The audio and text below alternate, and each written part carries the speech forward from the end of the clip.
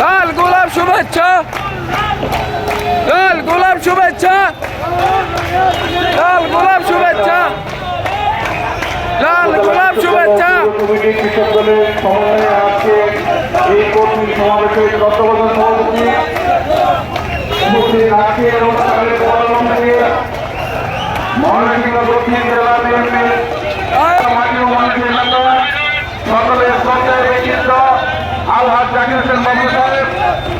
আজকে অনুষ্ঠানের প্রধান বক্তা সাবেক যুবনেতা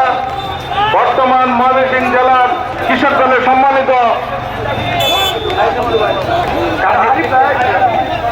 আবু সাইদ সরকারের নন্দন কাশিমপুর ইউনিয়ন থেকে একটি বিশাল মিছিল এসেছে। আমরা তাদের লিটন আকন্দ সাহেব আমাদের মধ্যে উপস্থিত